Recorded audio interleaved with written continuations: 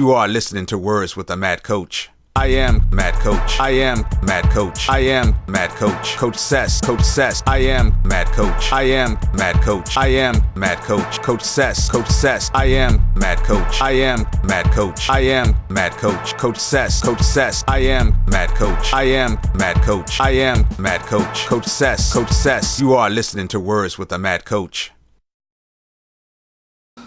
Fight Lab 61, Charlotte, North Carolina. One of the fights that's already been mentioned is Domo Brewer taking on Tony Rogers, the Tyrant.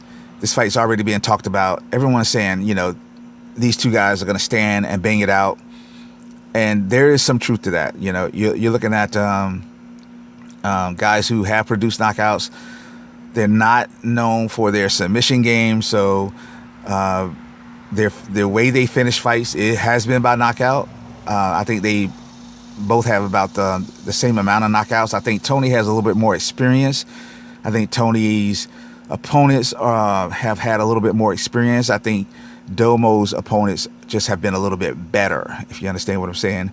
And Tony right now is on a 6-fight win streak, but he's been relatively inactive by the time this fight comes around, almost in 11 months, whereas Domo, has had at least 2 fights in 2019 again. So I like activity. But here's the thing is Tony's had those more experienced guys and guys who know how to get in his head, guys who know how to frustrate him.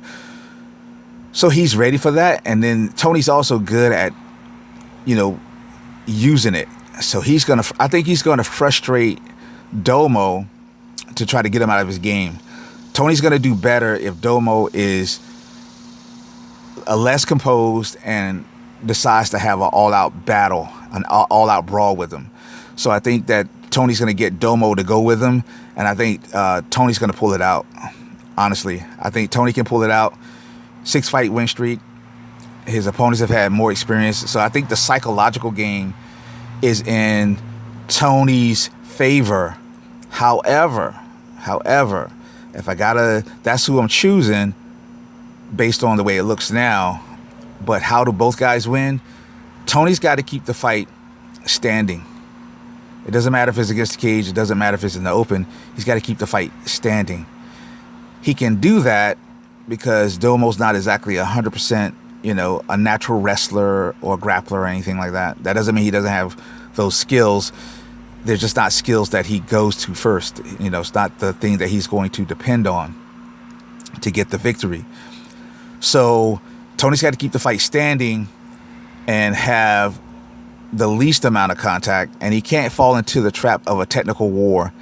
He's got to force Domo to come out of his shell and try to catch him in between shots.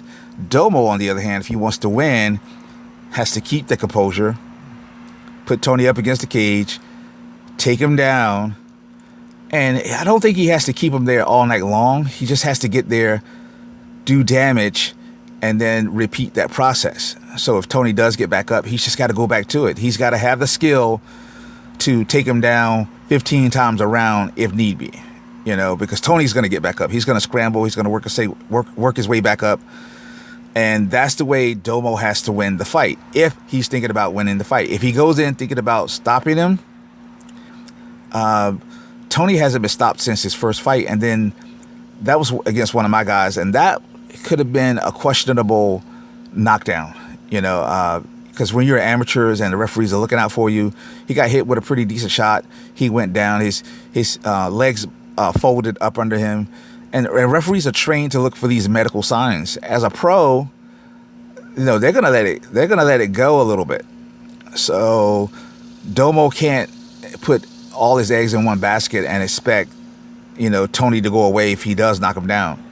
Tony's going to be there, because no one stopped Tony since, and Domo's been submitted once.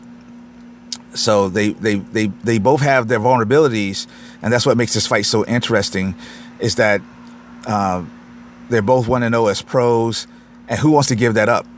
They both can be finished, but they both can finish. So this is a fight where the ego is going to decide this fight. If Domo can put his ego on the aside, and actually fight a technical fight, he'll win the fight. If Tony fights a technical fight, if he has to put his ego aside and not try to be like the guys on TV on the UFC. They play safe because they have a contract and they don't want to get kicked out of the UFC. I think this is a fight where Tony has to let it go a little bit. You hear said in boxing a lot where they say, let your hands go. I don't think Tony has to be reckless, but I don't think that he can sit back and have a tit-for-tat type of fight. He's got to up the ante in terms of output, and he's got to put hands on Domo Brewer if he wants to win. But for right now, I do have Tony as the favorite, as the pick, and that fight is August 24th, Charlotte, North Carolina. Hit me up for more details. I'm going to do more audio and predictions for every fight coming out. There's some other good names mentioned for that show. I don't have anything solid right now. I've got stuff from the promoter, but I want to talk to the fighters. Keith Rockstar Richardson is going to be on that show.